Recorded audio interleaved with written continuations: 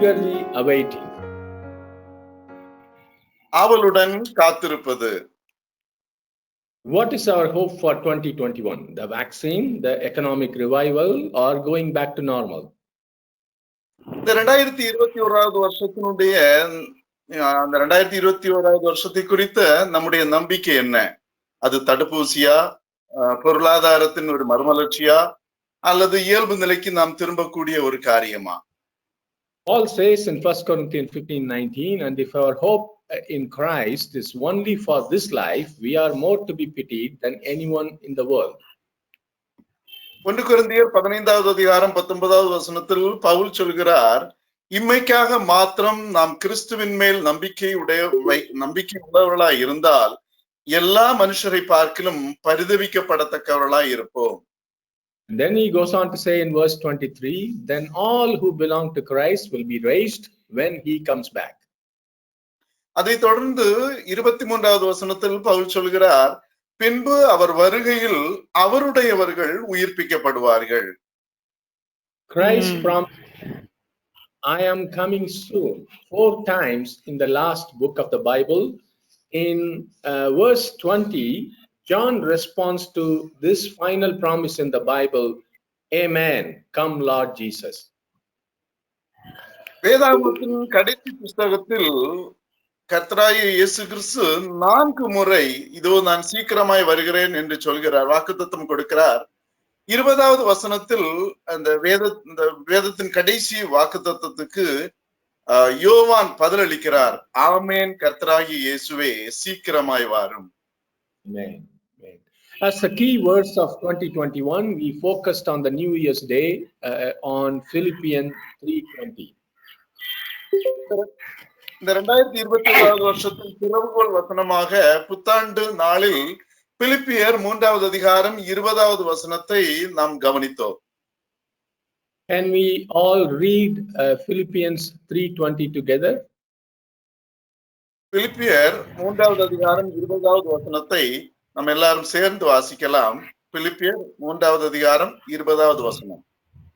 நம்முடைய குடியிருப்போ பரலோகத்தில் இருக்கிறது, அங்கே இருந்து கர்த்தராய் இருக்கிற இயேசு கிறிஸ்து என்னும் இரட்சகர் வர எதிர்பார்த்து கொண்டிருக்கிறோம். Amen. We saw the same Greek phrase we see in English Bible, eagerly awaiting for him, Philippians 3:20, and we see the same Greek phrase, apekdekometa, to await eagerly, in 2 more verses. அந்த ஆவலுடன் காத்திருப்பது என்பது அந்த வார்த்தையை கிரேக்க மொழியில் நாம் தியானித்தோம். அதனுடைய விளக்கத்தை நாம் பார்த்தோம். அதனுடைய மொழியாக்கம் ஆவலுடன் காத்திருக்கிறது. அதனுடைய அந்த பதம் அபெக்டோமெதா. அதன் 2 வசனங்களையும் நாம் பார்த்தோம். In addition to Philippians 3:20, we see in Hebrews 9:28, he will come again not to deal with our sins, but to bring salvation to all who are eagerly for him. And also in 1 Corinthians 1:7, now you have every spiritual gift you need as you eagerly wait for the return of our Lord Jesus Christ. திறவுகோல் வசனமான பிலிப்பியர் 3வது அதிகாரம் 20வது வசனத்தோடு கூட 2 வசனங்களை கூட நாம் பார்த்தோம். எபிரேயர் 9வது அதிகாரம் 28வது வசனம், கிறிஸ்துவும் அநேகருடைய பாவங்களை சுமந்து தீர்க்கும்படிக்கு ஒரே தரம் பலியிடப்பட்டு தமக்காக காத்து கொண்டிருக்கிறவர்களுக்கு ரட்சிப்பை அருளும்படி 2ஆம் தரம் பாவம் இல்லாமல் தரிசனமாவார். அதே போல 1 கொரிந்தியர் 1வது அதிகாரம் 7வது வசனத்திலும் அப்படியே நீங்கள் யாதொரு வரத்திலும் குறைவில்லாதவர்களாய் நம்முடைய கர்த்தராகிய இயேசு கிறிஸ்து வெளிப்படுவதற்கு காத்திருக்கிறீர்கள். Amen. Am I waiting eagerly for his coming? இயேசு கிறிஸ்துவினுடைய வருகைக்காக நான் ஆவலோடு காத்திருக்கிறேனா? Am I willing and ready to leave this earth at a moment with unbounded joy and exhilarating expectation? ஒரு நொடி பொழுதில், ஒரு கணப்பொழுதில் அறிவிக்கப்படுகிற அந்த அறிவிப்பை கேட்ட உடனேயே எல்லையில்லாத மகிழ்ச்சியான ஒரு எதிர்பார்ப்போடு கூட இந்த பூமியை விட்டு வெளியேற நான் தயாராக இருக்கிறேனா? கண்டிப்பாக, கண்டிப்பா. Meeting Jesus and being with him forever at a much higher priority than my present life. என்னுடைய இப்போதைய வாழ்க்கையை விட இயேசு கிறிஸ்துவை சந்திப்பதும் அவரோடு கூட எப்பொழுதும் இருப்பது எனக்கு மிக உயர்ந்த முன்னுரிமை உள்ளதாக இருக்கிறதா? What is distracting me? அப்படியானால் இந்த காரியங்களிலிருந்து என்னை திசை திருப்புவது என்ன? Am I simply living for my stomach and things? நான் வெறுமனே ஏதோ என்னுடைய வயிற்றுக்காகவும் இந்த உலகத்துக்கு அடுத்த காரியங்களுக்காக மாத்திரம் வாழ்கிறேனா? Why this world is more attractive to me than being with my Lord forever? நான் கர்த்தரோடு கூட யுக காலமாய் நித்தியமாய் இருப்பதை விட இந்த உலகம் ஏன் எனக்கு அதிக கவர்ச்சியாக இருக்கிறது? Because I don't know how wonderful, beautiful, majestic and holy Jesus is. ஒருவேளை இயேசு கிறிஸ்து எவ்வளவு அற்புதமானவர், எவ்வளவு அழகானவர், எவ்வளவு நல்லவர், எவ்வளவு கம்பீரமானவர், எவ்வளவு மிகுந்த பரிசுத்தர் என்கிற காரியம் எனக்கு தெரியாததுதான் இதற்கு காரணமா? Is this because I still don't know his absolute supremacy and power? அல்லது கர்த்தருடைய அந்த முழுமையான மேலாதிக்கம், அவருடைய வல்லமை, இந்த காரியங்களை நான் அறியாததுதான் இதற்கு காரணமா? This because I still don't know how much Jesus loves me. அல்லது இயேசு கிறிஸ்து என்னை எவ்வளவாய் நேசிக்கிறார் என்கிற அந்த கர்த்தருடைய அன்பு எனக்கு இன்னும் புரியவில்லையா? Am I simply foolish like those 5 brides who simply went to sleep unprepared? அல்லது ஆயத்தம் இல்லாமல் தூங்க போன அந்த புத்தி இல்லாத 5 கன்னிகைகளைப் போல நான் வெறுமனே ஒரு முட்டாளாக இருந்து கொண்டிருக்கிறேனா? Because I don't know the truth that many will be called but few will be chosen. அல்லது அழைக்கப்பட்டவர்கள் அநேகர், தெரிந்து கொள்ளப்பட்டவர்களோ சிலர் என்கிற அந்த உண்மையை நான் இன்னும் அறியாதிருக்கிறேனா? நம்ம கவனத்தை ஆண்டவருடைய 2ஆம் வருகையிலிருந்து வேறு பக்கம் இழுப்பது என்ன என்பதற்கு இந்த கேள்விகளை கேட்ட நம்ம ஒவ்வொருவரும் அதை சிந்திக்கணும். ஒவ்வொரு நாளும் எது என்னை ஆண்டவர் வருகையிலிருந்து இழுக்கிறது? But what should be attracting me? ஆனால் இதற்கு மாறாக என்னென்ன காரியங்கள் கர்த்தரோடு கூட என்னை ஈர்த்து கொள்ள வேண்டும்? Philippians 3:21 says he will take our weak mortal bodies and change them into glorious bodies like பிலிப்பியர் 3வது அதிகாரம் 21வது வசனம் நம்முடைய அற்பமான சரீரத்தை தம்முடைய மகிமையான சரீரத்திற்கு ஒப்பாக மறுரூபப்படுத்துவார் என்று சொல்கிறது. And 2 Corinthians 4:17 for this light momentary affliction is preparing for us an eternal weight of glory beyond all comparison. 2 கொரிந்தியர் 4வது அதிகாரம் 17வது வசனம் அதிசீக்கிரத்தில் நீங்கும் லேசான நம்முடைய உபத்திரவம் மிகவும் அதிகமான நித்திய கன மகிமையை உண்டாக்குகிறது என்று நமக்கு போதிக்கிறது. This is what we saw on the New Year's Day. இதைத்தான் நாம் நம்முடைய புத்தாண்டு நாளில் நாம் தியானித்தோம். Today we see what a believer must settle in mind about the second coming of Jesus. இன்றைக்கு இயேசு கிறிஸ்துவினுடைய 2வது வருகை குறித்து ஒரு விசுவாசி தன்னுடைய மனதில் கொள்ள வேண்டிய முக்கியமான காரியங்கள் என்ன என்பதை குறித்து நாம் தியானிக்க போகிறோம். Amen. What must not think? நான் என்ன நினைக்க கூடாது? You know, a strong pattern and style of Jesus's teaching from the time he started teaching the Sermon on the Mount in Matthew 5:5 chapter to 7th chapter is he always taught first how not to do things, how not to pray, how not to fast, how not to give, and then he taught how to do things. இயேசு கிறிஸ்து மத்தேயு 5வது அதிகாரத்திலிருந்து 7வது அதிகாரம் வரைக்கும் மலை பிரசங்கத்தில் அவர் போதிக்க ஆரம்பிக்கும் போதே எப்படி ஜெபிக்க கூடாது, எப்படி கொடுக்க கூடாது, எப்படி உபவாசிக்க கூடாது என்று போதித்து விட்டு அதை தொடர்ந்து எப்படி நாம் ஜெபிக்க வேண்டும், எப்படி கொடுக்க வேண்டும், எப்படி உபவாசிக்க வேண்டும் என்று ஒரு அப்படிப்பட்ட ஒரு போதனையை அவர் நமக்கு கற்றுக் கொடுத்தார். And towards the end of his ministry and his life on earth, in Matthew 24:3, we read, later Jesus sat on the Mount of Olives. He was also sitting on the mount.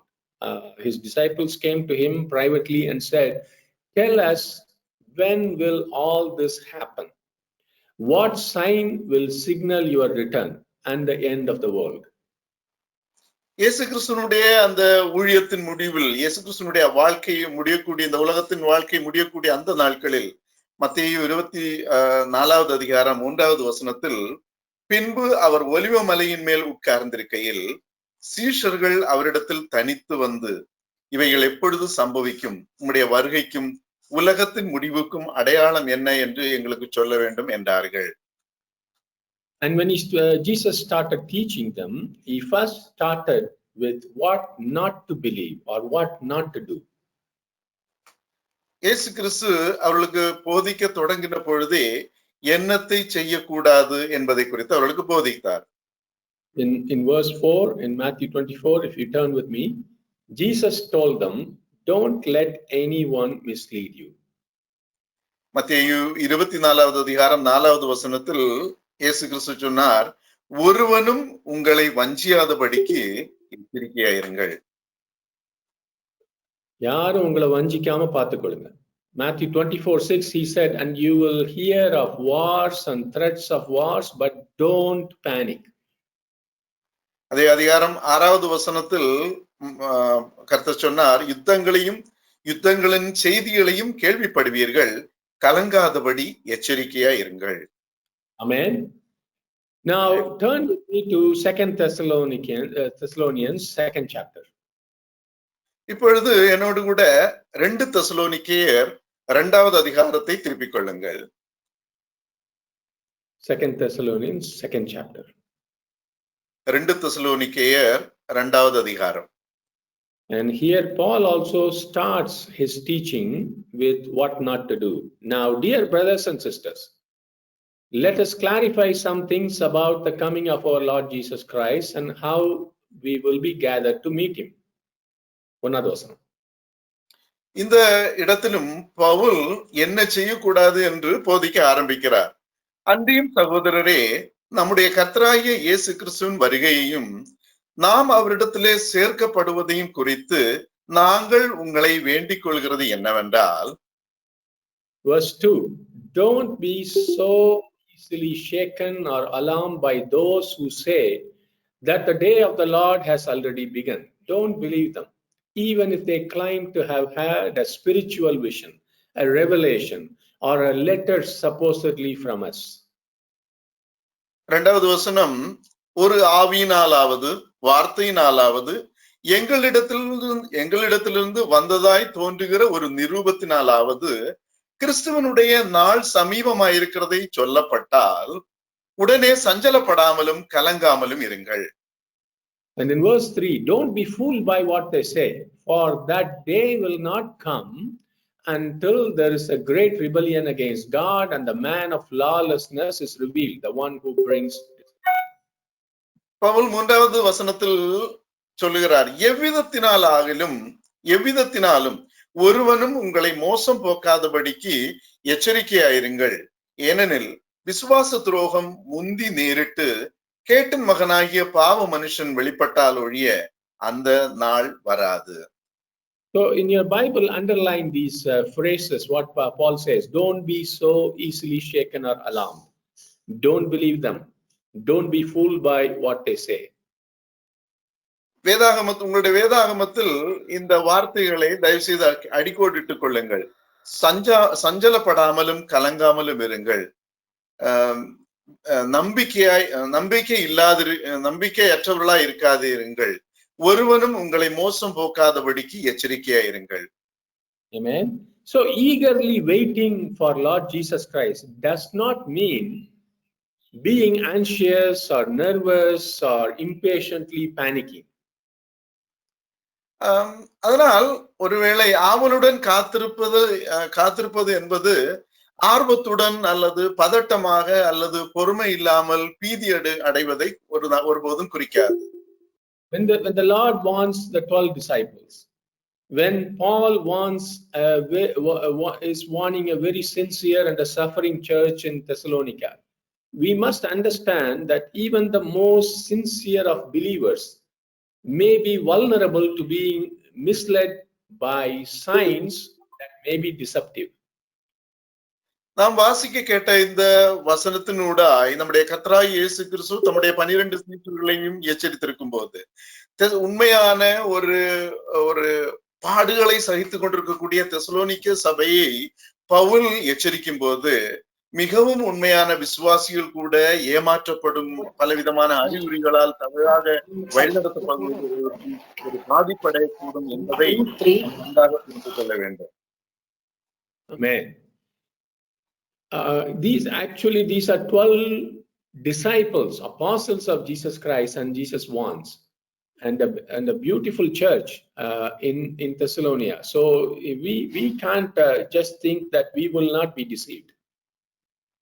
இந்த இடத்துல இயேசு கிறிஸ்துவால் தெரிந்து கொள்ளப்பட்ட அவருடைய சீஷர்கள் அப்போஸ்தலர்கள் அவர்களை கர்த்தராகிய இயேசு கிறிஸ்து எச்சரிக்கிறார். ஒரு மிகவும் அழகான ஒரு நல்ல ஒரு சபையை, உண்மையான ஒரு சபையை, தெசலோனிக்காவில் உள்ள சபையை பவுல் எச்சரிக்கிறார். அதனால் இது நாம் அதை ரொம்ப தீவிரமாக இதை மனதில் கொள்ள வேண்டும். So let's clearly understand. தயவு செய்து நாம் இந்த காரியங்களை தெளிவாக புரிந்து கொள்ள வேண்டும். What we must not do in our mind, what we must not think. நம்முடைய மனதில் சிந்திக்க கூடாத காரியங்கள். Be careful that no one misleads you, deceiving you and leading you into error. ஒருவனும் உங்களை வஞ்சிக்காதபடிக்கு எச்சரிக்கையாயிருங்கள். உங்களை ஏமாற்றி வஞ்சித்து தவறாக வழிநடத்தி விடுவார்கள். Particularly, many will claim to be Jesus Christ and lead many people, many believers astray. குறிப்பாக அநேகர் தங்களை கிறிஸ்து என்று சொல்லிக்கொண்டு அநேகரை வழிதவற செய்து விடுவார்கள். As I read and understand the last day prophecies in the Bible in a very plain way, for believers, for believers, there is only one place to look for Jesus Christ. That is in the mid-air, and it will happen in a flash. கடைசி நாள் நடக்கக்கூடிய அந்த காரியங்களின் தீர்க்க தரிசனங்களை நான் தெளிவான வழியில் நான் படித்து புரிந்து கொண்டிருக்கிறேன். தயவு செய்து இதை கவனமாக கேட்டு புரிந்து கொள்ளுங்கள். விசுவாசிகளுக்கு இயேசு கிறிஸ்துவை பார்ப்பதற்கு ஒரே ஒரு இடம் மட்டும்தான் இருக்கிறது. அது மத்திய வானத்திலிருந்து இயேசு கிறிஸ்து ஒரு க்ஷணப்பொழுதில் அவர் வெளிப்படுவார். Christ will not come from Korea or Israel or America or Europe or India, any other place. For us, he will come in the mid-air. கர்த்தராகிய இயேசு கிறிஸ்து அமெரிக்காவில் இருந்தோ, கொரியாவில் இருந்தோ, இந்தியாவில் இருந்தோ அல்லது வேறு எந்த நாடுகளிலிருந்தும் அவர் வரமாட்டார். நமக்காக கர்த்தராகிய இயேசு கிறிஸ்து ஒரு க்ஷணப்பொழுதில் மத்திய வானத்தில் வெளிப்படுவார்.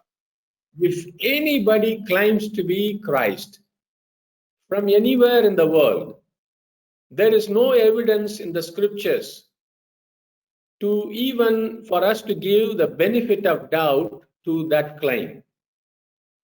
இந்த உலகத்தின் எந்த பகுதியில் உள்ள எந்த மனிதனும் தங்களை கிறிஸ்து என்று அவர்கள் சொல்லிக் கொள்வார்களானால் அவர்கள் சொல்லக்கூடிய அந்த வாதத்துக்கு வேத வசனங்களில் எந்த ஆதாரமும் அந்த காரியங்களை சந்தேகிக்க கூட ஒரு எந்த ஆதாரமும் நமக்கு சொல்லப்படவில்லை. Secondly, do not panic at the news of wars or rumors of wars. இரண்டாவதாக யுத்தங்களின் செய்தியை குறித்து பீதி அடைய வேண்டாம், பயப்பட வேண்டாம். There will be many wars, many famines, pandemics and earthquakes.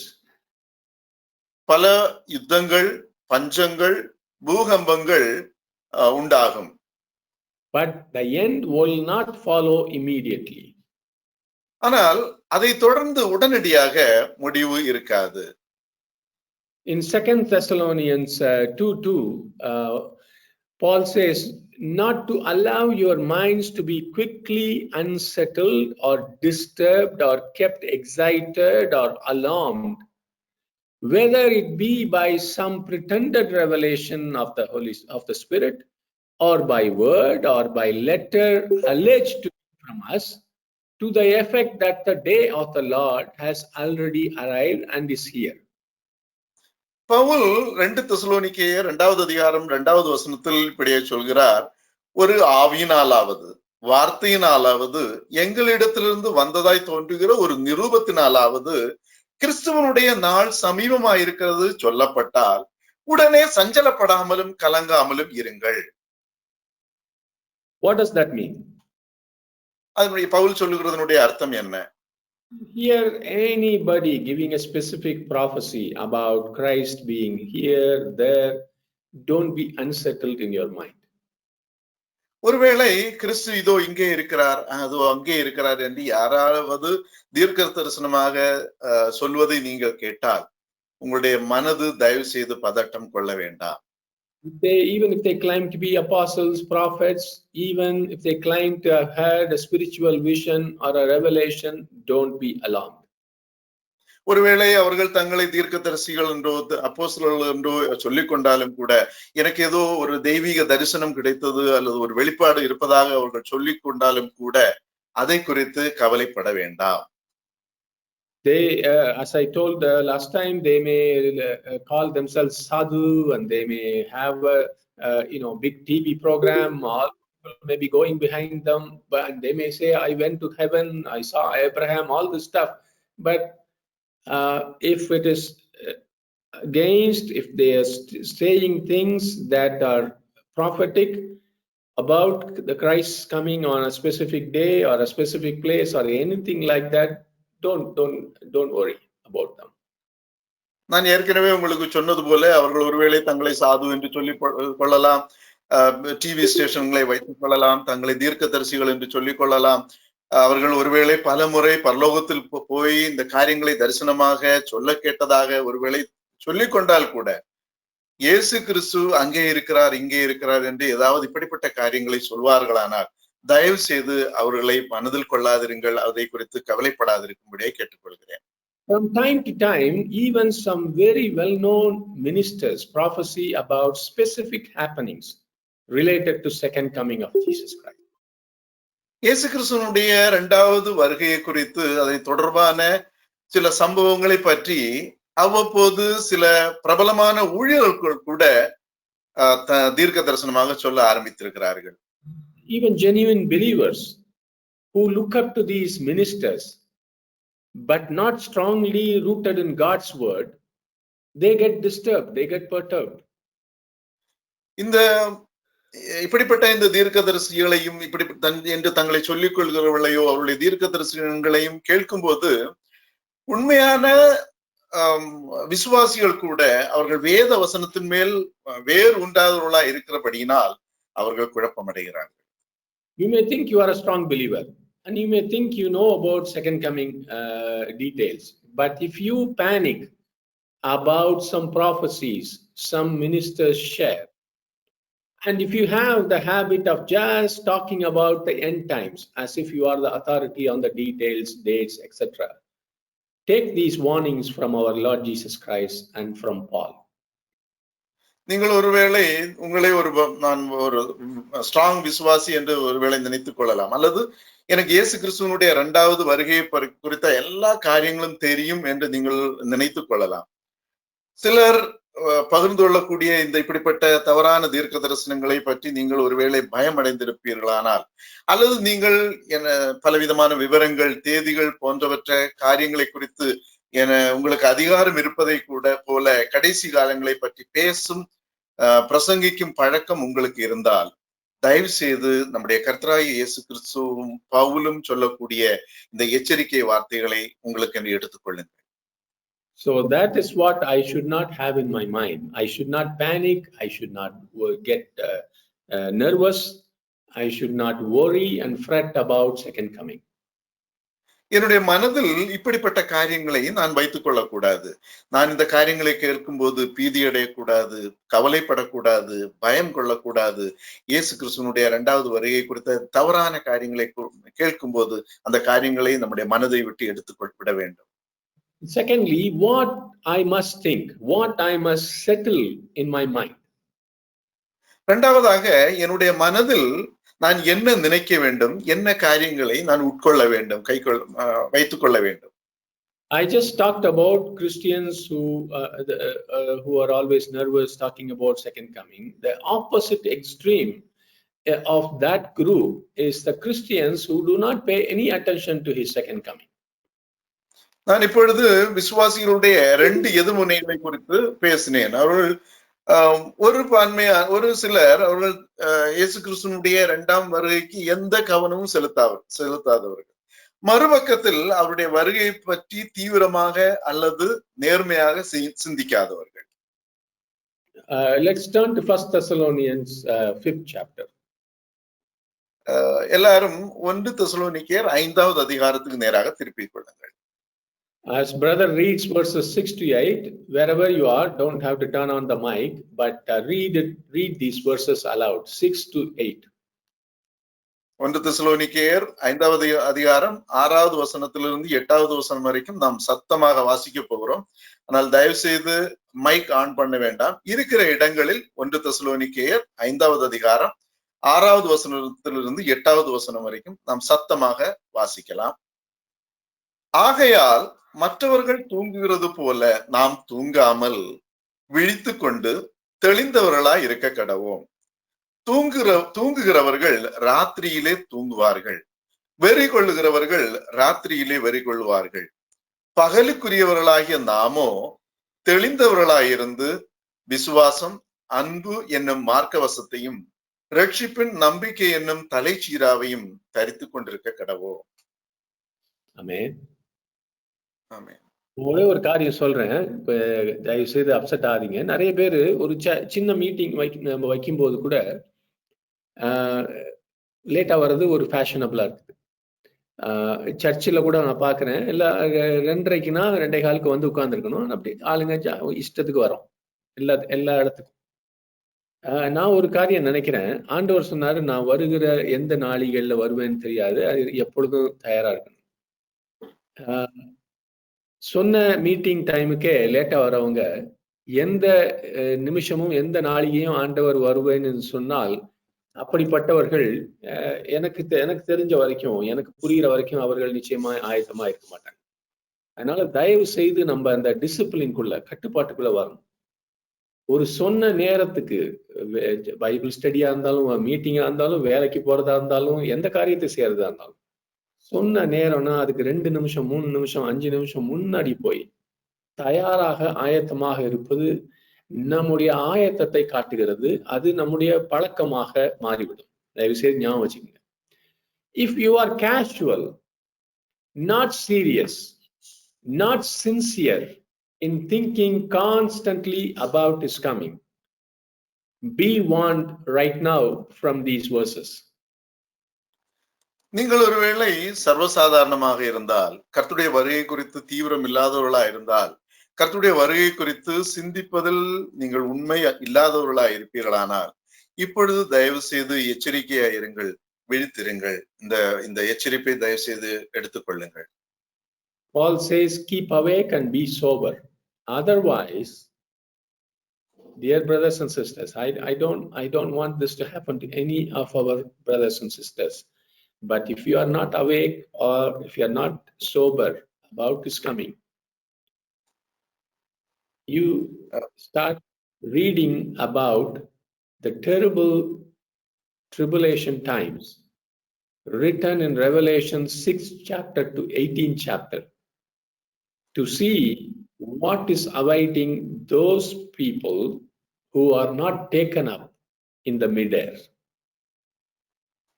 Pavul சொல்கிறார், விழித்திருங்கள், ஜாக்கிரதையாக இருங்கள். இந்த காரியங்கள் நம்ம யாருக்கும் வரக்கூடாது. இல்லை, அப்படி நாம் ஜாக்கிரதையாக இராவிட்டால், நாம் இருக்காவிட்டால், வெளிப்படுத்தின விசேஷம் 6வது அதிகாரத்திலிருந்து 18வது வசனம் வரைக்கும் இப்படிப்பட்ட கர்த்தருடைய வருகையில் எடுத்துக்கொள்ளப்படாதவர்களுக்கு காத்திருக்கக்கூடிய அந்த கொடூரமான அந்த காலங்களை குறித்து, அந்த சம்பவங்களை குறித்து நீங்கள் தயவு செய்து அதை வாசிக்க வேண்டும் என்று நான் விரும்புகிறேன். வெளிப்படுத்தின விசேஷம் 6வது அதிகாரத்திலிருந்து 18வது அதிகாரம் வரைக்கும் வரப்போகிற உபத்திரவத்தின் நாட்கள் கொடூரமான நாட்களை பற்றி இருக்கிறது. அதிலே பங்கேற்க போகிறது ஆண்டவருடைய வருகையிலே மத்திய வானத்திலே சேராதவர்கள் தான் அதை பார்ப்பாங்க. So it is terrible. We don't want to be part of that experience. இது அந்த நாட்கள் மிகவும் கொடூரமான நாட்கள். அப்படிப்பட்ட அனுபவத்தில் நாம் யாருமே பங்கு கொள்ளுகிறவர்களா இருக்கக்கூடாது. So here are some foundational things that we must keep in mind and meditate daily. ஒவ்வொரு நாளும் நம்முடைய மனதில் வைத்து தியானிக்க வேண்டிய சில அடிப்படையான காரியங்களை நான் உங்களுக்கு சொல்கிறேன். As I already said, I must eagerly await for his coming at any moment. நான் ஏற்கனவே உங்களுக்கு சொன்னபடியே கர்த்தருடைய வருகைக்காக நான் ஆவலுடன் காத்திருக்க வேண்டும் எந்த நேரத்திலும். Brother will read 1 Thessalonians 4th chapter 15 to 18. 1 தெசலோனிக்கேயர் 4வது அதிகாரம் 15 18வது வசனம் வரைக்கும் நான் வாசிக்கிறேன். 1 தெசலோனிக்கேயர் 4வது அதிகாரம் 15வது வசனத்திலிருந்து 18வது வசனம் வரைக்கும். கர்த்தருடைய வார்த்தையை முன்னிட்டு நாங்கள் உங்களுக்கு சொல்லுகிறதாவது, கர்த்தருடைய வருகை மட்டும் உயிரோடு இருக்கும் நாம் நித்திரை அடைந்தவர்களுக்கு முந்திக் கொள்வதில்லை. ஏனெனில் கர்த்தர் தாமே ஆரவாரத்தோடும் பிரதான தூதனுடைய சத்தத்தோடும் தேவ எக்காலத்தோடும் வானத்திலிருந்து இறங்கி வருவார். அப்பொழுது கிறிஸ்துவுக்குள் மரித்தவர்கள் முதலாவது எழுந்திருப்பார்கள். பின்பு உயிரோடு இருக்கும் நாமும் கர்த்தருக்கு எதிர்கொண்டு போக மேகங்கள் மேல் அவர்களோடு கூட ஆகாயத்தில் எடுத்துக்கொள்ளப்பட்டு இவ்விதமாய் எப்பொழுதும் கர்த்தருடனே கூட இருப்போம். ஆகையால் இந்த வார்த்தைகளினாலே நீங்கள் ஒருவரை ஒருவர் தேற்றுங்கள். So Paul talks about two possibilities here. இந்த இடத்திலே பவுல் 2 விதமான சாத்தியங்களை குறித்து போதிக்கிறார். And the dead in Christ will rise first. அப்பொழுது கிறிஸ்துவுக்குள் மரித்தவர்கள் முதலாவது எழுந்திருப்பார்கள். Then we who are alive and remain on the earth will simultaneously be caught up, raptured together with them, with the resurrected ones in the clouds to meet the Lord in the air. So we will always be with the Lord. பின்பு உயிரோடு இருக்கும் நாமும் கர்த்தருக்கு எதிர்கொண்டு போக மேகங்கள் மேல் அவர்களோடு கூட ஆகாயத்தில் எடுத்துக்கொள்ளப்பட்டு இவ்விதமாய் எப்பொழுதும் கர்த்தருடனே கூட இருப்போம். Believers who have died in Christ and the believers who are living in Christ. ஒரு பக்கம் கிறிஸ்துவுக்குள் மரித்த விசுவாசிகள், மறுபக்கம் கிறிஸ்துவுக்குள் வாழும் விசுவாசிகள். You know what that means? This is something I learned after almost 40 years of meditating on these revelation and all the teachings about waiting for his coming. And this is something Holy Spirit taught me, a precious lesson. இதனுடைய அர்த்தம் என்னவென்றால், நான் 40 வருஷமாக இயேசு கிறிஸ்துவினுடைய வருகை குறித்த அநேக காரியங்களை நான் கற்றுக்கொண்டிருக்கிறேன். இந்த காரியங்களை பரிசுத்த ஆவியானவர் வெளியேறப்பட்ட இந்த சத்தியத்தை எனக்கு தெளிவாக போதித்துக் கொண்டிருக்கிறார். I die in Christ with hope, and while waiting and watching for his coming, then whenever Jesus comes, I will be raptured from my grave first, before the saints who are living on earth at that time. நான் கற்றுக்கொண்ட காரியம் என்னவென்றால், நான் அல்லது ஒரு விசுவாசி நம்பிக்கையுடனும் கர்த்தருடைய வருகைக்காக காத்திருக்கும் போது, நான் கிறிஸ்துவுக்குள் மரித்தால் இயேசு கிறிஸ்து வரும்போது உயிருள்ள பரிசுத்தவான்களுக்கு முன்பாக நான் முதலாவது கர்த்தரோடு கூட எடுத்துக்கொள்ளப்படுவேன். That's the first group. And if I am watching and waiting with hope, and if Jesus comes during my watch on earth, I will join the first group to be raptured, to go with him in the midair. நான் முதலாவது சொன்னது முதல் சாரார். இரண்டாவது குழுவினர்கள் நான் எதிர்பார்த்து காத்திருக்கும் பொழுது, நான் எதிர்பார்த்து காத்து கொண்டிருக்கும் பொழுதே இயேசு கிறிஸ்து வந்தால் நான் அந்த முதல் குழுவில் சேருவேன், இயேசு கிறிஸ்துவோடு கூட மத்திய வானத்தில் எடுத்துக்கொள்ளப்படுவேன். The first possibility, the first group will be much bigger than the second group. நான் முதலில் சொன்ன அந்த குழுவினர்கள் அது ஒரு பெரிய குழுவினர்கள், அது மிகவும் சாத்தியமான ஒரு காரியம். And hence there is a need for urgency for all believers at any time to wait for his coming at any time. ஆகையால் எந்த நேரத்திலும் அவருடைய வருகைக்காக ஒவ்வொரு விசுவாசியும் காத்திருக்க வேண்டியது மிகவும் அவசியமானது. எந்த நிமிஷத்திலையும் நீங்களும் நானும் அவருடைய வருகைக்காக காத்திருக்கணும் என்பதன் இன்னொரு அர்த்தம் என்னன்னா, எந்த நிமிஷத்திலும் நான் மரிக்கலாம், நீங்க மரிக்கலாம், எந்த நிமிஷத்திலும் நம்முடைய வாழ்வின் முடிவு வரலாம். அதனால்தான் வேதத்துல புதிய ஏற்பாட்டுல எப்பொழுதும் உடனே வருகை இருக்கும்படியாக இருங்கன்னு சொல்லியிருக்கு. இது ஆண்டவராகிய இயேசு கிறிஸ்து மேலே வானத்துல எடுத்துக்கொள்ளப்பட்ட அந்த நாட்களிலிருந்து, அப்போஸ்தலரிலிருந்து நம்ம அந்த போதனையை பார்க்கிறோம். எல்லாரும் அப்படியே மேல பார்த்துட்டாங்க. காரணம் என்னன்னா, ஏமாத்துறது இல்ல, வராருன்னு சொல்றது இல்ல. நம்முடைய வாழ்க்கை முடியலாம் எந்த நிமிஷத்திலும். அந்த ஒரு நம்பிக்கையோடு இருக்கும்போது என்னுடைய வாழ்க்கை டக்குன்னு முடிஞ்சிச்சுன்னா பரவாயில்ல, ஆண்டவர் வரும்போது நிச்சயமாய் நான் எடுத்துக்கொள்ளப்படுவேன். ஆமென். Second thing I must settle in my mind is he is coming to receive those who are not only eagerly waiting, but waiting without spot or blemish. இரண்டாவது காரியம் நான் புரிந்து கொள்ள வேண்டியது என்னவென்றால், ஆவலோடு எதிர்பார்த்து காத்திருக்கிறவர்களை மட்டும் சேர்த்து கொள்ள அல்ல இயேசு கிறிஸ்து வருகிறார்.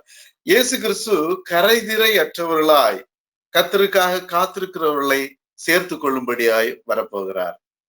Please turn with me to 2 Peter 3rd chapter. 2 பேதுரு 3வது அதிகாரத்துக்கு நேராக திருப்பிக் கொள்ளுங்கள். We are all going to read verses 13 and 14. You can open your mic and then after reading the verse, please close your mic.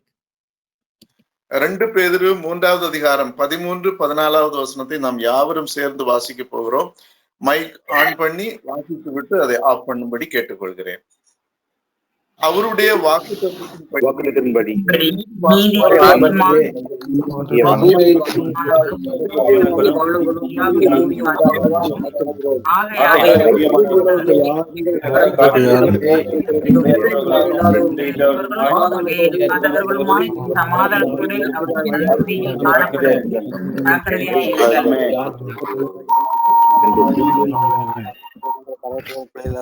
சந்தோஷத்தோட அவர் சந்நிதியில் காணப்படி ஜாக்கிரதையா இருங்கள். ஆமென். Amen. When Jesus comes, and I must be found without spot or blemish and at peace. இயேசு கிறிஸ்து வரும்பொழுது நான் கரையற்றவனாக, திரையற்றவனாக, சமாதானம் உள்ளவனாக இருக்க வேண்டும். In 1982, I used to attend a midweek Bible study given by Pastor Sam Sundaram at ACA Church in Purasavakkam. 1982வது வருஷத்தில் புரசைவாக்கத்தில் உள்ள ஏசிய ஆலயத்தில் பாஸ்டர் சாம் சுந்தரம் அவர்கள் நடத்திய வாராந்திர பைபிள் ஸ்டடியில் நான் கலந்து கொண்டேன். He taught a series on what sort of people will be taken up with Jesus when he comes again. இயேசு கிறிஸ்து மறுபடியுமாய் வரும்பொழுது எப்படிப்பட்ட நபர்களை தன்னோடு கூட அழைத்து கொள்வார் என்கிற காரியங்களை பற்றி ஒரு தொடரை அவர் எங்களுக்கு கற்றுக் கொடுத்தார். One week he taught for 1 hour what without spot means. ஒரு வாரம் பாஸ்டர் சாம் சுந்தரம் அவர்கள் மாசற்றவர்களாய் இருப்பது என்றால் என்ன என்பதை குறித்து 1 மணி நேரம் எங்களுக்கு கற்றுக் கொடுத்தார். Means absolutely not even an iota, a dot of sin in thoughts, words or actions. என்னுடைய எண்ணங்களில், என்னுடைய பேச்சில், என்னுடைய செயலில் பாவத்தினுடைய ஒரு துளி கூட இருக்கக்கூடாது என்று அவர் அன்றைக்கு கற்றுக் கொடுத்தார். Another week, he taught about being without blame or blemish. அடுத்த வாரம் அதை தொடர்ந்து குற்றமற்றவர்களாக கரை இல்லாமல் இருப்பது என்பதை குறித்து அவர் எங்களுக்கு கற்றுக் கொடுத்தார். And like this, he went on. ஒவ்வொரு வாரமும் இப்படிப்பட்ட அந்த போதனைகளை குறித்து அவர் போதித்துக் கொண்டிருந்தார். Every week, my friend and I left the Bible study with a heavy heart. How can we ever be ready like that? In fact, any moment Jesus may come, and that means every moment I must be spotless, blameless, and at peace. நான் ஒவ்வொரு வாரமும் நானும் என்னுடைய அந்த நண்பனும் இந்த Bible study முடித்த உடனேயே மிகுந்த ஒரு மனபாரம் உடையவர்களாக நாங்கள் திருப்பி சொல்வோம். இப்படிப்பட்ட போதனையை நாம் கேட்டால் எப்போதாவது நான் இப்படிப்பட்ட தகுதியுடையவனாக ஆயத்தமாக இருக்க முடியுமா? உண்மையிலேயே இயேசு கிறிஸ்து எந்த நேரத்திலும் வரக்கூடும். ஒவ்வொரு நொடி பொழுதிலும் நான் களங்கம் இல்லாதவனாக, குற்றமற்றவனாக, சமாதானம் உள்ளவர்களாக இருக்க வேண்டும். We felt this is an impossible expectation. இது ஒரு முற்றிலும் இது சாத்தியமில்லாத ஒரு காரியம் என்று நாங்கள் அந்த நாளிலே உணர்ந்து கொண்டோம். But in the last few years, as I focus more and more on the cross of Christ, the Lord is teaching me some precious lessons which help me understand this and be encouraged. ஆனால் கடந்த சில ஆண்டுகளாக நான் கிறிஸ்து இயேசுவினுடைய சிலுவையை குறித்து அதிகமாக நான் அதை கவனம் செலுத்தும் பொழுது கர்த்தர் எனக்கு அருமையான பாடங்களை எனக்கு கற்றுக் கொடுத்தார். இது நான் புரிந்து கொள்ளவும் உற்சாகம் அடையவும் எனக்கு மிகவும் உதவியாக இருந்தது. Please listen to this carefully. This is an important way to understand New Testament commands to be holy and righteous. நான் சொல்லக்கூடிய காரியத்தை தயவு செய்து கொஞ்சம் கவனமாக கவனித்துக் கொள்ளுங்கள். புதிய ஏற்பாட்டினுடைய கட்டளை, அதாவது பரிசுத்தமாயிருக்கவும் நீதிமானாக இருப்பதை குறித்த அந்த புதிய ஏற்பாட்டினுடைய இந்த கட்டளையை புரிந்து கொள்வதற்கான ஒரு முக்கியமான காரியம்.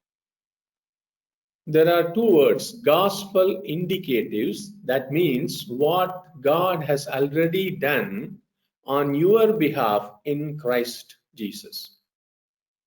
ரெண்டு காரியங்கள். அதில் ஒன்று சுவிசேஷம் நமக்கு சொல்லப்படுவது, முதலாவதாக என்னுடைய உங்களுடைய சார்பாக கிறிஸ்து இயேசுவினுடைய தேவன் ஏற்கனவே என்ன செய்திருக்கிறார். Secondly, gospel imperatives, what you are to do as a result of being in Christ. இரண்டாவதாக அந்த சுவிசேஷத்தை கேட்டு தவிர்க்க முடியாத காரியம், கிறிஸ்து இயேசுவில் நீங்கள் இருப்பதன் விளைவாக நீங்கள் என்ன செய்ய வேண்டும். சுவிசேஷத்தில் கிறிஸ்து உங்களுக்கு செய்தது என்ன, சுவிசேஷத்தின் மூலமாய் நீங்கள் செய்ய வேண்டியது என்ன. கிறிஸ்து உங்களுக்கு செய்தது, நீங்கள் செய்ய வேண்டியது. The whole Bible, from Genesis to Revelation, points to Jesus Christ stepping in to receive the full penalty of our sins in our place, so that through Jesus we can be restored to God in righteousness and purity. ஆதியாகமத்திலிருந்து வெளிப்படுத்தின விசேஷம் வரைக்கும் முழு அந்த வேதாகமம் முழுவதும் என்னுடைய உங்களுடைய பாவத்துக்கான முழு தண்டனையும் என்னுடைய உங்களுடைய ஸ்தானத்தில் இயேசு கிறிஸ்து பெற்றுக்கொள்ளும்படியாய் அடியெடுத்து வைக்கிறதை தேவன் சுட்டி காட்டுகிறார். This is a gospel indicative truth, what Christ did for me. இதுதான் கிறிஸ்து எனக்காக உங்களுக்காக என்ன செய்தார் என்று சுவிசேஷம் நமக்கு அறிவிக்கிற காரியம். A statement of what is and who is Christ and of what God has already done for us through Christ. கிறிஸ்து இயேசுவின் மூலமாய் தேவன் நமக்கு ஏற்கனவே செய்ததை பற்றி ஒரு அறிக்கை. By placing our faith in Jesus Christ and receiving the restoration he freely offers, we also receive his grace to free us live obediently as righteous and pure disciples. இயேசு கிறிஸ்துவின் மூலமாய் நம்முடைய விசுவாசத்தை நாம் தேவனிடத்தில் வைப்பதன் மூலமாக, கர்த்தருடைய அந்த மீட்பை நானும் நீங்களும் பெற்றுக்கொள்வதன் மூலமாக பரிசுத்தமுள்ள நீதியான சீஷர்களாக கீழ்ப்படிதலோடு கூட நாம் வாழும்படியாய் நம்முடைய ரட்சிக்கும்படியாய் அவருடைய கிருபையை நாம் பெற்றுக்கொள்கிறோம். Gospel indicatives always come before gospel imperatives. கர்த்தர் நமக்கு செய்த சுவிசேஷத்தில் கர்த்தர் நமக்கு செய்த காரியம் நாம் என்ன செய்ய வேண்டும் என்கிற காரியங்களுக்கு முந்திக் கொள்கிறது. Who we are and what we do always come after who God is and what Christ has done. நாம் யார், நாம் என்ன செய்கிறோம் என்பது எப்போதுமே தேவன் யார், தேவன் எனக்காக என்ன செய்தார் என்பதற்கு பிறகு வருகிறது. பிறகு, amen. God through Christ initiates relationship with us. முதலாவதாக தேவன் இயேசு கிறிஸ்து மூலமாய் நம்முடன் உறவை தொடங்குகிறார். We through Christ respond to God's initiation. கிறிஸ்து இயேசுவின் மூலமாய் நானும் நீங்களும் தேவனுடைய அந்த துவக்கத்திற்கு ஆரம்பத்திற்கு பதில் அளிக்கிறோம். We can accept his initiation and then being restored in Christ, we can live transformed in his likeness. கர்த்தருடைய அந்த துவக்கத்தை நாம் ஏற்றுக்கொள்கிறோம். அதை தொடர்ந்து கிறிஸ்து இயேசுவில் நாம் மீட்கப்படுகிறோம். அவருடைய சாயலுக்கு ஒப்பாக நாம் மறுரூபமாக்கப்படுகிறோம். But we cannot live obediently enough to save ourselves. ஆனால் நம்மை நாமே ரட்சித்துக் கொள்ளும் அளவுக்கு நாம் கீழ்ப்படிதலுடன் வாழ முடியாது. There is no possibility for us to ever earn God's favor, leave alone even earning eternal salvation.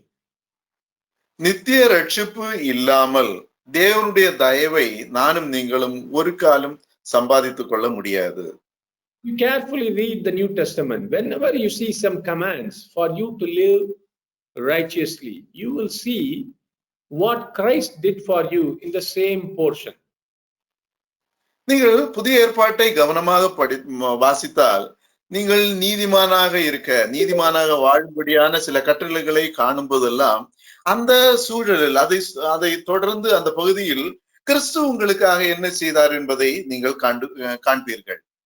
There is no place in the New Testament where you will see commands to live holy without the context of the finished work of our Lord Jesus Christ at the cross. நம்முடைய கர்த்தராகிய இயேசு கிறிஸ்து சிலுவையில் செய்து முடித்த அந்த காரியங்களுடைய அந்த சூழல் இல்லாமல் பரிசுத்தமாக வாழ்வதற்கான கட்டளைகளை நீங்கள் வேதத்தில் எங்கும் பார்க்க முடியாது. யாராவது எபேசியர் 5வது அதிகாரம் முதல் 2 வசனங்களை வாசிங்க.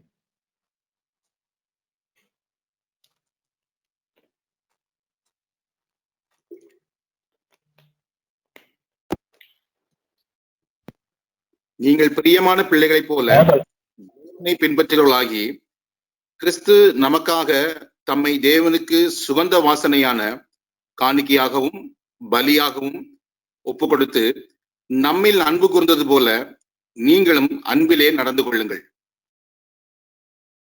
நல்லா கவனிச்சீங்கன்னா ஆண்டவராகிய இயேசு கிறிஸ்து செய்திருக்கிறார் ஏற்கனவே சிலுவையில, அதையே நீங்க பின்பற்றுங்க. அது நமக்கு உதாரணமாக, நமக்கு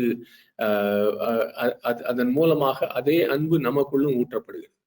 If you go through the entire, I want to challenge those who are serious, go through the entire New Testament just for this idea. You can underline, if you do that, you can underline so much of the New Testament with the examples of who God is and what Jesus did for us at the cross, and then how that leads us to obedience to his commands. ஒருவேளை உங்களில் யாராவது இந்த காரியத்தில் நீங்கள் தீவிரமுள்ளவர்களாய் இருப்பீர்களானால் நான் உங்களுக்கு இந்த காரியத்தை சவாலாக சொல்ல முடியும். நீங்கள் புதிய ஏற்பாட்டு முழுவதும் நீங்கள் தேடி வாசித்தால் தேவன் யார், சிலுவையில் கர்த்தர் நமக்காக செய்த காரியம் என்பதே என்ன என்பதற்கான எடுத்துக்காட்டுகளோடு கூட புதிய ஏற்பாட்டின் பெரும்பகுதியின் நீங்கள் அடிக்கோடிட்டு பார்க்கலாம். அதை தொடர்ந்து கர்த்தர் செய்த காரியங்களை நாம் வாசிக்கிறதை தொடர்ந்து அவருக்கு கீழ்ப்படுகிற காரியத்தை நமக்கு போதிக்கிறது. எங்கெல்லாம் கீழ்ப்படுகிற கட்டளை இருக்கிறோ அதை சுத்தி பாருங்க, மேலேயோ கீழேயோ, நீங்க நிச்சயமாய் கிறிஸ்து நமக்கு செய்ததை குறித்தும் பார்ப்பீங்க. I did this and my eyes were open, my heart was really enlightened. நான் இந்த காரியத்தை செய்தேன், நான் இப்படி தேடி வாசித்தேன், ஆனால் என்னுடைய கண்கள் திறக்கப்பட்டது, என்னுடைய இருதயம் ஞானத்தை பெற்றுக்கொண்டது. Man, your eyes will be opened also, your heart will be enlightened, your feet will always run to the foot of the cross, not only for forgiveness of sins, but also for righteous living. Amen. நீங்கள் இந்த காரியங்களை செய்து பாருங்கள், உங்களுடைய கண்கள் திறக்கப்படும், உங்களுடைய இருதயங்கள் ஞானத்தை பெறும், உங்களுடைய கால்கள் கிறிஸ்தேசுவின் சிலுவையை நோக்கி ஓடும். பாவங்களை மன்னிப்பதற்காக மாத்திரமல்ல, நீதியான வாழ்க்கையும் வாழும்படியாய் கர்த்தர் நமக்காக செய்திருக்கிறார். ஆமென். Amen. How does one maintain a spotless, blameless life all the time while waiting for the Lord? எப்படி ஒரு நபர் கர்த்தருக்காக காத்திருக்கும் பொழுது களங்கமில்லாத, குற்றமில்லாத, பாவம் இல்லாத வாழ்க்கையை எப்பொழுதும் வாழ முடியும்? If that responsibility is left purely to an individual believer, I don't think any believer can make it, not even Paul or Peter, because the expectation is about perfection in holiness. Who can ever claim that at any time? குற்றமில்லாத, களங்கமில்லாத ஒரு பரிசுத்த வாழ்க்கை வாழும்படியான பொறுப்பை ஒரு தனிப்பட்ட ஒரு விசுவாசியிடம் மாத்திரமே விடப்பட்டால் எந்த ஒரு விசுவாசியும் அப்படிப்பட்ட ஒரு வாழ்க்கை வாழ முடியாது என்றுதான் நான் நினைக்கிறேன். அது பவுலாக இருக்கட்டும், பேதுருவாக இருக்கட்டும், யாராக இருந்தாலும் கூட. ஏனென்றால் பரிசுத்தத்தை குறித்த அந்த தேவனுடைய எதிர்பார்ப்பு மிகவும் முழுமையானது. அதை யார்தான் அடைந்து கொள்ளக்கூடும்? The only way is to stay under the overcoming power of the cross, always living under the light of the gospel. அப்படிப்பட்ட பரிசுத்தமான, குற்றமற்ற, மாசற்ற வாழ்க்கை வாழ்வதற்கான ஒரே வழி சிலுவையின் மேற்கொள்ளும் வல்லமையை எப்பொழுதும் சார்ந்து கொள்வது, எப்போதுமே சுவிசேஷத்தின் வெளிச்சத்திலே நாம் வாழ்வது. Never to move away to live on my own righteousness. என்னுடைய சொந்த நீதியோடு கூட ஒரு காலம் நான் வாழும்படியாய் விலகி செல்லாதிருப்பேனாக. Amen.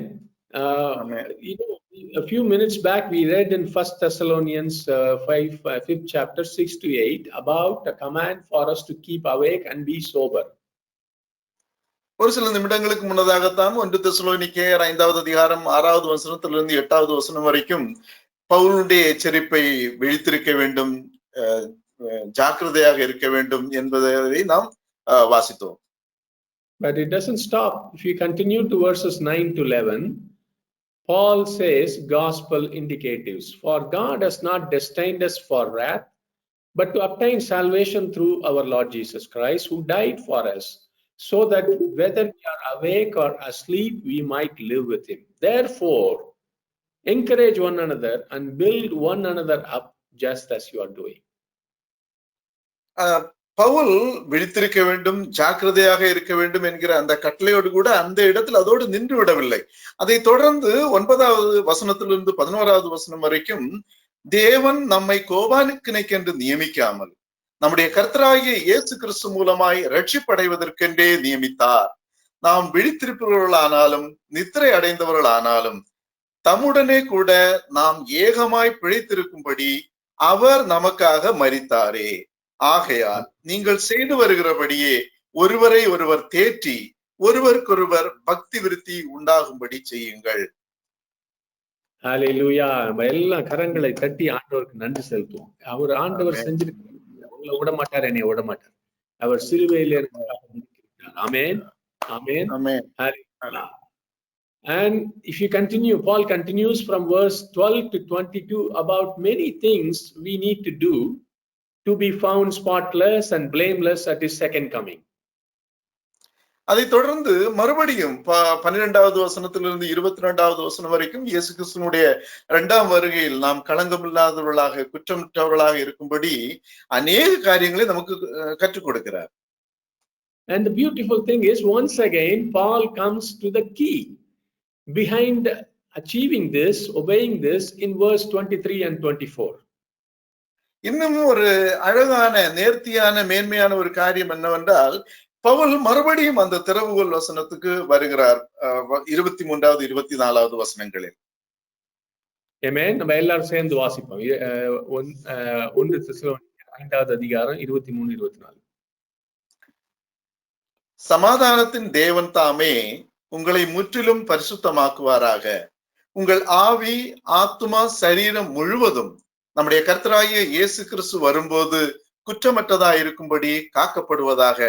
உங்களை அழைக்கிறவர் உண்மையுள்ளவர், அவர் அப்படியே செய்வார். Hallelujah. Amen. Hallelujah. Dear brothers and Amen. sisters, what we must do in order to be found in Jesus and with Jesus in the mid-air rapture. அன்பான சகோதரனே, சகோதரியே, மத்திய வானத்திலே இயேசு கிறிஸ்து வரும்போது அவரோடு கூட காணப்படவும் அவரோடு கூட எடுத்துக்கொள்ளப்படவும் நாம் என்ன செய்ய வேண்டும்? I must eagerly wait, and I must wait being spotless and blameless. This is what we learned. நாம் கற்றுக்கொண்டது என்னவென்றால், நாம் அவளோடு கூட காத்திருக்கிறவர்களாக இருக்க வேண்டும், குற்றமற்றவர்களாக, பழுதற்றவர்களாக இருக்க வேண்டும். And today, for that, today and every moment, run to the foot of the cross of Christ and stay there. அதை தொடர்ந்து இன்றைக்கும் தொடர்ந்து எப்பொழுதும் கிறிஸ்துவின் சிலுவையின் அடிவாரத்தில் போய் அங்கேயே தங்கி இருக்க வேண்டும். Find your peace with God there. அங்கேயே சிலுவையின் அடிவாரத்தில் தேவனோடு கூட உன் சமாதானத்தை தேடு. Find your righteousness, wisdom and redemption there. உன்னுடைய நீதியையும் ஞானத்தையும் உன்னுடைய மீட்பையும் அங்கே தேடு. Find your forgiveness and restoration there. உன்னுடைய மன்னிப்பையும் உன்னுடைய மீட்பையும் அங்கே நீ பெற்றுக்கொள். Find your comfort and refreshing there. உங்களுடைய ஆறுதலையும் புத்துணர்ச்சியையும் சிலுவையின் அடிவாரத்தில் பாருங்கள். Find your forerunner there. அந்த இடத்தில் சிலுவையின் அடிவாரத்தில் உங்களுடைய முன்னோடியை காணுங்கள். At the foot of the cross you find your God, your Lord, your Redeemer, your Healer, your righteousness, your life, your truth and your Christ Jesus there. கிறிஸ்துவின் சிலுவையின் அடிவாரத்தில் உங்களுடைய கர்த்தரை, உங்களுடைய ஆண்டவரை, உங்களுடைய மீட்பரை, உங்களை குணமாக்குபவரை, உங்களுடைய நீதியை, உங்களுடைய வாழ்க்கையை, உங்களுடைய சத்தியத்தை, அங்கே கிறிஸ்து இயேசுவை கண்டுபிடியுங்கள். Stay there. Stay focused on his face. Stay focused on his wounds, his hands and his victory over Satan. அங்கேயே தங்கியிருங்கள். கர்த்தருடைய முகத்தை, கர்த்தருடைய காயங்களை, அவருடைய கையை, அதற்கு மேலாக சாத்தானுக்கு எதிராக அவர் பெற்ற வெற்றியை, அந்த காரியங்களில் கவனம் செலுத்துங்கள். We will then be found blameless when Jesus comes in the mid-air. Amen. அப்படியானால் இயேசு கிறிஸ்து மத்தியவானத்தில் வரும்பொழுது நாம் குற்றமற்றவர்களாக காணப்படுவோம். ஆமென். ஆமென். கிறிஸ்துவின் சிலுவை மரத்தின் கீழேயே தங்கி இருக்கிற ஒரு மனுஷனுக்கு எப்போதும் வெற்றி உண்டு. ஆண்டவர் வரும்போது நாம் எடுத்துக்கொள்ளப்படுவோம். எப்பொழுதும் பிதாவோடு சமாதானம் உண்டு. எப்பொழுதும் உங்களுக்கு எனக்கும் நீதி உண்டு. அங்க கரை திரை வரவே முடியாது. ஏனென்றால் அவருடைய ரத்தம் நம்ம மேல விழுந்து கொண்டே இருக்கிறது. இயேசுவின் சிலுவை கொஞ்சம் அங்கேயும் இங்கேயும் நகரும் போதுதான் உலகம் நம்மை கரைப்படுத்துகிறது. நம்முடைய சுயநீதியில ஓட ஆரம்பிக்கிறோம். ஆமென். சகோதரன் பால் சிங் இப்பொழுது ஜெபத்தில் நடத்துவார்.